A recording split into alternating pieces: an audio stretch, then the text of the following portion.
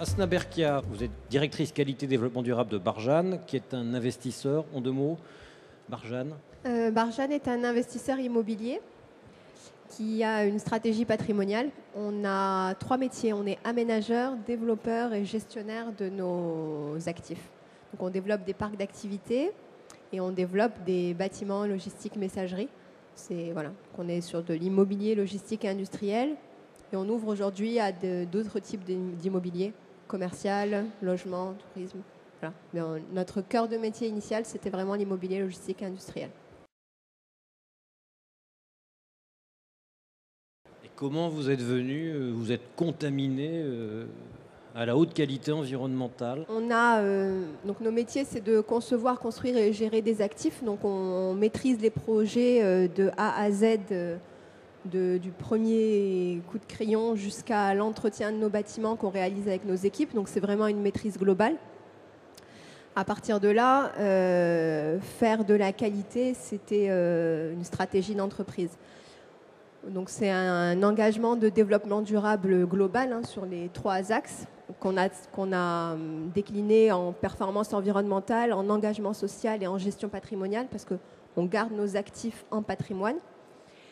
Et cette politique, elle se traduit opérationnellement à travers 2 normes. On a fait le choix de travailler sur deux normes complémentaires, enfin qu'on estime complémentaires.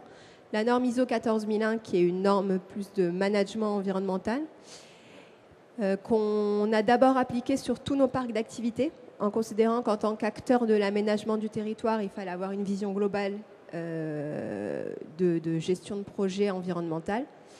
Et ensuite, quand on rentre à l'échelle du bâtiment, là, on travaille sur la démarche HQE. C'est vraiment 2 actions ou 2 démarches complémentaires chez nous.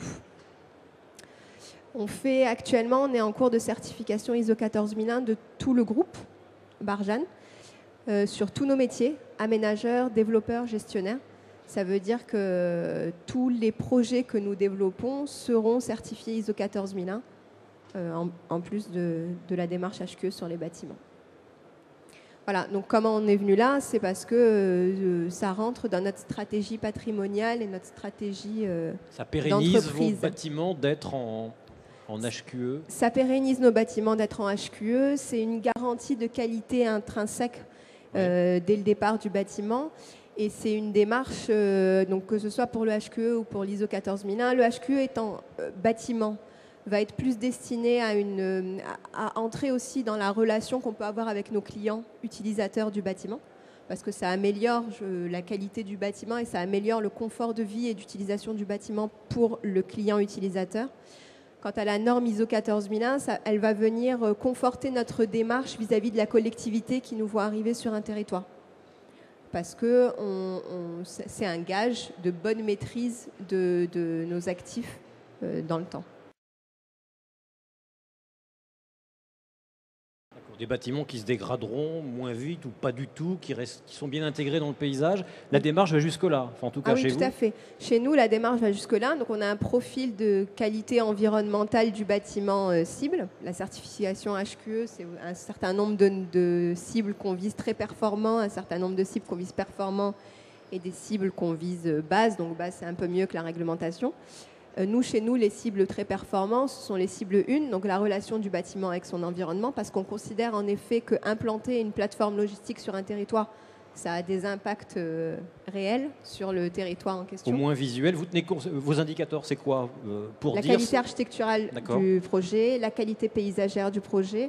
On a énormément de relations avec ce qu'on appelle les parties prenantes de nos opérations, c'est-à-dire qu'à partir du moment où on s'implante sur un territoire, on est beaucoup en dialogue avec, évidemment, la mairie, la communauté d'agglomération, le conseil général, mais également les riverains, les associations locales, environnementales ou pas d'ailleurs, pour dès le début, comprendre le territoire et prendre en compte leurs attentes et essayer d'améliorer au maximum l'intégration du bâtiment au sens large. Ça va les flux qui rentrent. Alors quand vous dites intégration paysagère, c'est-à-dire que vous ne jardinez pas comme avant, c'est pas gazon et tuyas, il y a autre chose. Voilà. C'est pas gazon et tuyas, non, ça c'est plus. Vous mettez une petite prairie que vous fauchez tardivement, vous mettez des essences locales. On travaille beaucoup. On a en amont, on fait intervenir un paysagiste et un bureau d'études faune-flore qui travaillent ensemble pour identifier les essences locales adaptées au territoire sur lequel on s'implante, pour préconiser ce qu'on va planter ou pas planter si jamais on a des projets, par exemple, qui sont voisins de trames bleues, de vallons. Donc on a des reculs par rapport à ces vallons. On aurait eu tendance, nous on avait plutôt tendance à se dire on va venir planter pour densifier le vallon qui coule à côté. Notre bureau d'études faune-flore dira non, on ne touche à rien, on recule au contraire de 5 mètres, 10 mètres. Et donc on adapte les projets comme ça. Ça va jusqu'à, sur certains de nos sites, transplanter des espèces végétales remarquables pour les replanter ou sur la commune parce qu'on ne peut pas le garder sur le terrain, ou voire réaménager l'entrée du parc pour garder le chêne centenaire. On travaille beaucoup sur la qualité esthétique des bâtiments, le choix des matériaux. Quand on développe un parc d'activités, on impose une unité architecturale sur le parc d'activités. Ça veut dire que tous nos bâtiments auront la même unité architecturale, ce qui confère quand même une esthétique et une harmonie globale qui sont appréciables.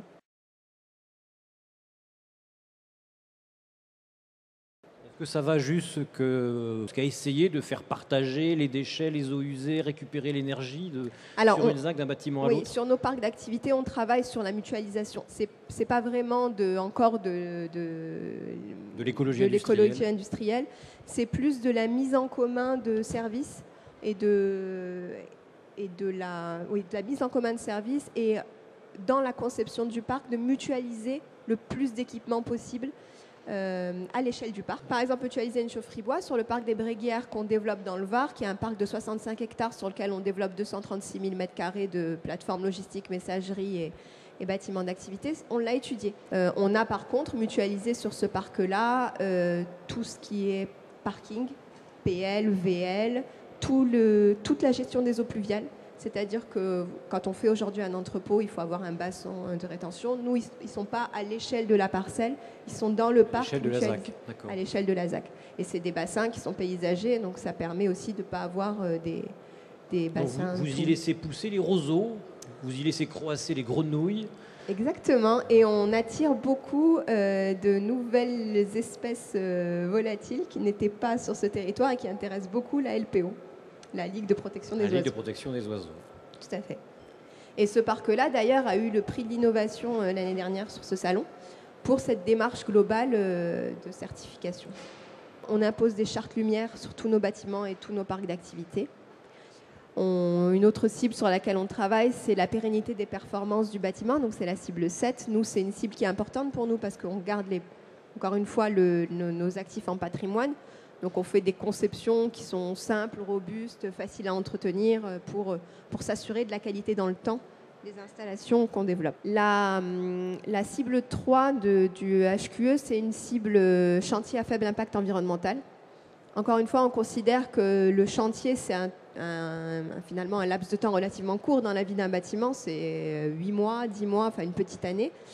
Mais pour nous, c'est vraiment une cible qui est très importante parce qu'elle peut avoir de réels impacts sur les riverains ou sur la collectivité et également sur l'image de Barjane. Et on considère qu'en tant qu'acteur responsable, on se doit de gérer cette période avec beaucoup d'attention.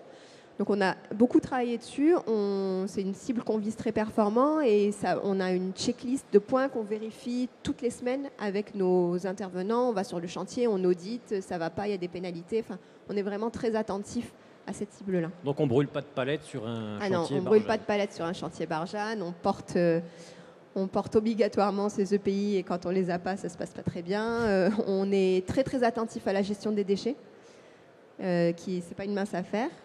Donc on essaye de dimensionner les bennes et on essaye surtout de sensibiliser tout le temps les acteurs pour que ce soit bien fait. Vous embêtez le monde en fait. On embête le monde, ouais. Voilà, c'est ça. Ensuite, la performance énergétique des bâtiments, c'est forcément un axe sur lequel on travaille et on en a beaucoup parlé. Une un des métiers de Barjane, ou une des compétences de Barjane, c'est d'équiper ces bâtiments de centrales photovoltaïques.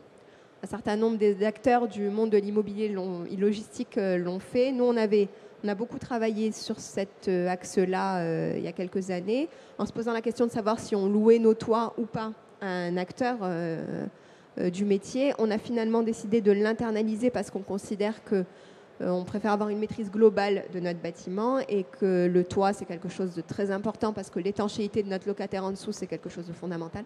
Donc on a vraiment développé une compétence chez Barjane. Aujourd'hui, on a développé 2 MW crête de centrale. On a la plus grande centrale intégrée en toiture des Bouches-du-Rhône qui est sur notre plateforme qu'on a développée pour Eurocopter et Daher à Marignane. Et c'est quelque chose qu'on veut continuer à faire. Donc c'est pas évident en ce moment. On dimensionne toutes les charpentes de nos bâtiments en amont, en anticipant, pour pouvoir, voilà, au cas où. Donc on surinvestit là-dessus. Mais pour pouvoir demain, si on arrive à trouver la technologie qui nous permette de continuer à le faire, parce qu'on considère que c'est un réel plus.